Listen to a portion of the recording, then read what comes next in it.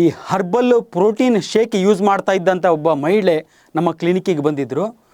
ಅವರು ಸುಮಾರು 40 ವರ್ಷ ವಯಸ್ಸು, ಬೆಂಗಳೂರಿನ ಗಿರಿನಗರದವರು. ಇವರು ಬಂದರು, ಸರ್ ನಾನು 1 ತಿಂಗಳು 2 ತಿಂಗಳು ಈ ಒಂದು ಪ್ರೋಟೀನ್ ಶೇಕನ್ನು, ಹರ್ಬಲ್ ಪ್ರೋಟೀನ್ ಶೇಕನ್ನು ಕುಡಿದ್ಮೇಲೆ ಇದ್ದಕ್ಕಿದ್ದಾಗೆ ಒಂದು ದಿವಸ ನನ್ನ ಎದೆನಲ್ಲಿ ಹಾಲು ಬರಲಿಕ್ಕೆ ಸ್ಟಾರ್ಟ್ ಆಯಿತು. ಅಂದರೆ ಲ್ಯಾಕ್ಟೇಷನ್ ಶುರುವಾಗೋಯಿತು. ಪ್ರೆಗ್ನೆಂಟ್ ಇಲ್ಲ, ಏನಿಲ್ಲ, ಮಕ್ಕಳಿಗೆ ಆಪ್ರೇಷನಲ್ಲಿ ಆಗೋಗಿದೆ, ಆದರೂ ಕೂಡ ಎದೆನಲ್ಲಿ ಹಾಲು ಬರಲಿಕ್ಕೆ ಸ್ಟಾರ್ಟ್ ಆಯಿತು. ಜೊತೆಗೆ ಎದೆ ಬಡಿತ ಜಾಸ್ತಿ ಆಯಿತು, ಪ್ಯಾಲ್ಪಿಟೇಷನ್ ಶುರುವಾಯಿತು. ಹಾಗೆ ಇದ್ದಕ್ಕಿದ್ದಾಗೆ ಎದೆ ನೋವು ಸಿಕ್ಕಾಪಟ್ಟೆ ಆಯಿತು.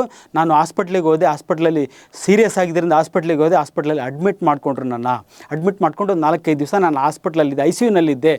ನೆಕ್ಸ್ಟ್ ಡಿಸ್ಚಾರ್ಜ್ ಮಾಡಬೇಕಾದ್ರೆ ಹೇಳಿದರು, ಫಸ್ಟು ಆ ಒಂದು protein shake, herbal protein shake ಏನು ಯೂಸ್ ಮಾಡ್ತಿದ್ದಾರಲ್ಲ ಅದನ್ನು ಸ್ಟಾಪ್ ಮಾಡಿ, ಅದರಿಂದ ತೊಂದರೆ ಆಗಿದೆ ಅಂತ ಹೇಳಿದರು ಅಂತ ಅಂದರು.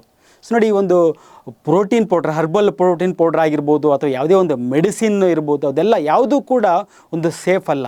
ನಾನು ನಿಮಗೆ ಯೂಸ್ ಮಾಡಬೇಡಿ ಅಂತ ಹೇಳ್ತಿಲ್ಲ.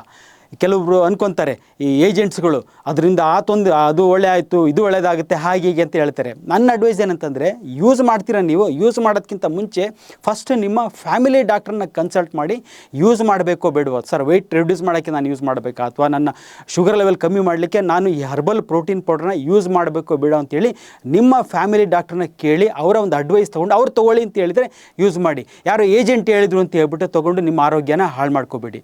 ಯಾರಿಗೆ ಆರೋಗ್ಯದ ಬಗ್ಗೆ ಒಂದು ವೈಜ್ಞಾನಿಕ ಮಾಹಿತಿ ಮತ್ತು ಸರಿಯಾದ ಮಾಹಿತಿ ಬೇಕು, ಕೇವಲ ಅಂಥವ್ರು ಮಾತ್ರ ನಮ್ಮ ಪೇಜನ್ನು ಫಾಲೋ ಮಾಡಿ.